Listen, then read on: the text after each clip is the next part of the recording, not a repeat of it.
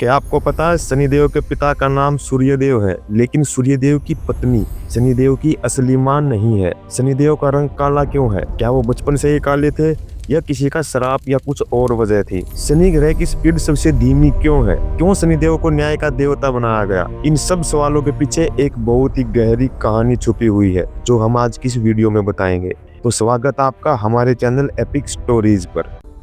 तो दोस्तों, सबसे पहले हम बात करते हैं शनिदेव के जन्म की रहस्यमयी कहानी की। शनिदेव सूर्यदेव के पुत्र थे, लेकिन सूर्यदेव की पत्नी शनिदेव की असली मां नहीं थी। जी हाँ, सही सुना आपने। अब मैं आपको बताता हूँ कैसे।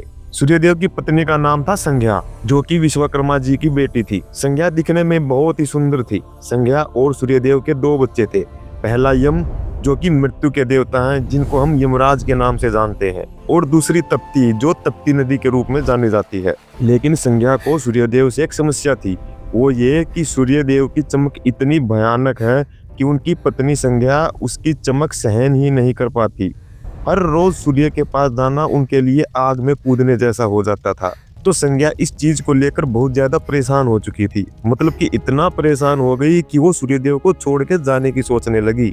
लेकिन आखिरकार वो है तो सूर्यदेव की पत्नी ही ना, सूर्यदेव के बिना रह भी नहीं सकती, क्योंकि अपने पति से प्यार भी तो करती हैं। तो अब वो करे तो करे क्या? तो एक दिन वो क्या करती हैं कि वो अपनी ही छाया को, यानी कि अपनी परछाई को जादू से जीवित कर देती हैं और उसे अपना रूप दे देती हैं। और इस छाया का नाम रखा जाता है सुवर्णा। संज्ञा अपनी छाया को कहती हैं, तुम मेरी जगह सूर्यदेव की सेवा करो और किसी को ये राज मत बताना कि तुम असली संज्ञा नहीं हो। ये कहकर संज्ञा खुद घोड़ी का रूप धारण करके पृथ्वी पर तपस्या करने के लिए चली जाती है।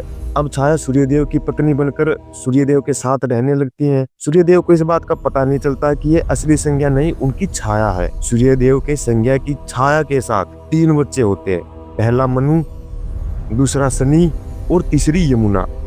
छाया का स्वभाव संज्ञा से थोड़ा अलग था। वो ज्यादा कठोर और तपस्विनी टाइप से थी। छाया अपने बड़े बेटे मनु और छोटी बेटी यमुना से ज्यादा प्यार करती थी, लेकिन बीच वाले बेटे शनि के साथ उनका व्यवहार थोड़ा कठोर रहता था। शनि को बचपन से ही माँ का वो प्यार नहीं मिला जो उसको मिलना चाहिए था। और ऐसा क्यों था? क्योंकि छाया भगवान शिव की बहुत बड़ी भगत थी। तो उन्होंने शिव को प्रसन्न करने के लिए भगवान शिव की तपस्या करने की सोची। बिना भोजन, बिना छाया और सूर्य के प्रचंड तेज में बैठकर छाया ने शिव जी की कठोर तपस्या की। ये तपस्या छाया ने तब की थी जब शनि उनके गर्भ में थे। तो गर्भ में शनिदेव ने तपस्या के दौरान छाया को बहुत ज्यादा परेशान किया था। अब गर्भ में बच्चा है तो परेशानी तो होगी ही, इसलिए छाया को शनिदेव से थोड़ा लगाव कम था, क्योंकि शनिदेव ने तपस्या के दौरान छाया को बहुत ज्यादा परेशान किया था। अब तपस्या के दौरान सूर्यदेव की तेज गर्मी और छाया ने कुछ खाया पिया भी नहीं था, तो जिसकी वजह से शनिदेव पर बहुत ज्यादा असर पड़ा। सही से पोषण नहीं मिल सका और दिन भर धूप में बैठकर तपस्या करने की वजह से शनिदेव का रंग गर्भ में ही काला पड़ गया था और साथ में पैरों में लंगड़ापन भी आ गया, जिसकी वजह से उनकी चलने की गति थोड़ी धीमी पड़ गई।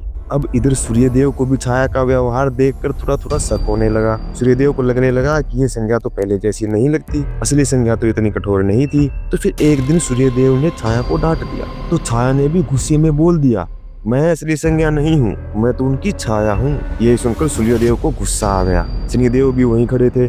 तो सूर्यदेव ने गुस्से गुस्से में छाया को श्राप दे दिया कि उनके गर्भ से जो बच्चा पैदा हुआ है, यानी कि शनिदेव, वो काला और बदसूरत है, तो वो जिंदगी भर काला और बदसूरत ही रहेगा। इस बात की वजह से शनिदेव और सूर्यदेव के बीच का रिश्ता भी कुछ खास नहीं रहा। जब सूर्यदेव को पता चला कि असली संज्ञा कहाँ है, तो वो घोड़ी के रूप में तपस्या कर रही संज्ञा को ढूंढने निकल पड़े। वहां जाकर सूर्यदेव ने घोड़े का रूप धारण किया और संज्ञा के साथ रहने लगे और फिर दोनों के मिलन से अश्विनी कुमारों का जन्म हुआ। लेकिन दोस्तों, शनिदेव के साथ जो हुआ, सूर्यदेव को बाद में उस बात का बहुत पछतावा हुआ। लेकिन शनिदेव के मन में भी अपने पिता सूर्यदेव को लेकर थोड़ा सा गुस्सा तो रहने ही लगा था। एक दिन क्या हुआ, जब शनिदेव बड़े हुए तो एक बार सूर्यदेव ने उनसे कहा, बेटा तुम मेरे जैसे तेजस्वी क्यों नहीं हो? ये सुनकर शनिदेव को बचपन का सारा दर्द याद आ गया। उन्होंने गुस्से में अपनी नजर सूर्यदेव पर डाल दी। बस उसी समय सूर्यदेव का रथ रुक गया, उनकी चमक कम हो गई और पूरे ब्रह्मांड में अंधेरा छा गया। सभी देवता घबरा गए। इंद्र, वरुण, सभी भगवान शिव के पास दौड़े चले गए।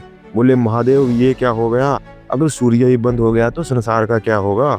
तब भगवान शिव ने शनिदेव को बुलाया। शनिदेव डरे हुए नहीं थे, वो अपने बचपन के अपमान का दर्द लिए खड़े थे। शिव जी ने मुस्कुराते हुए कहा, शनि तुम्हारी शक्ति अनोखी है, तुम्हारी दृष्टि इतनी तेज है कि देवताओं पर भी असर डालती है, लेकिन गुस्सा मत पालो। मैं तुम्हें एक वरदान देता हूँ, तुम 9 ग्रहों में सबसे ऊपर रहोगे। तुम्हें कर्मों का हिसाब रखने का अधिकार मिलेगा। जो जैसा करेगा उसे वैसा फल तुम्हारे द्वारा मिलेगा। तुम दंड नहीं दोगे बल्कि सबको सबक सिखाओगे। शनिदेव बचपन से ही लंगड़े थे, तो उनकी चलने की गति पहले से ही धीमी थी, इसलिए सभी 9 ग्रहों में शनि ग्रह की गति सबसे धीमी है। इस तरह शनिदेव को कर्म फलदाता के रूप में जाना जाने लगा। तो दोस्तों ये थी शनिदेव की कहानी कि कैसे वो कर्म फलदाता बने। तो दोस्तों अब अगर आपको ये जानना है कि शनिदेव का हमारी राशि पर क्या प्रभाव पड़ता है, तो मैं आपको बता दूं, जो हम अपनी डेट ऑफ बर्थ की अकॉर्डिंग अपनी राशि देखते हैं, शनिदेव का प्रभाव उससे नहीं देखा जाता। जैसे कि अगर हमारा जन्म जुलाई में हुआ है तो हम लियो राशि के हैं, तो हम देख लेते हैं कि लियो राशि पर अभी शनिदेव का कोई असर नहीं होगा, लेकिन ऐसा नहीं है। शनि हमेशा आपकी राशि में चंद्र राशि के अकॉर्डिंग देखा जाता है, मतलब कि चंद्रमा जिस राशि में बैठा है वो आपकी राशि होगी, ना कि जिस मंथ में आपका जन्म हुआ है वो। तो अगर ये सब अभी हम डिस्कस करने बैठ गए तो वीडियो बहुत लंबी हो जाएगी, तो ये सब हम किसी और दिन डिस्कस करेंगे। और अगर आपको बिल्कुल डिटेल में समझना है कि शनि का आपकी राशि पर क्या प्रभाव पड़ेगा, कैसे पड़ेगा, कब पड़ेगा और उसका समाधान क्या है, तो आप कमेंट करके जरूर बताएं, हम अगली वीडियो में इसको डिटेल में समझेंगे। तो तब तक के लिए वीडियो को लाइक और शेयर करके चैनल को सब्सक्राइब करना मत भूलना। धन्यवाद।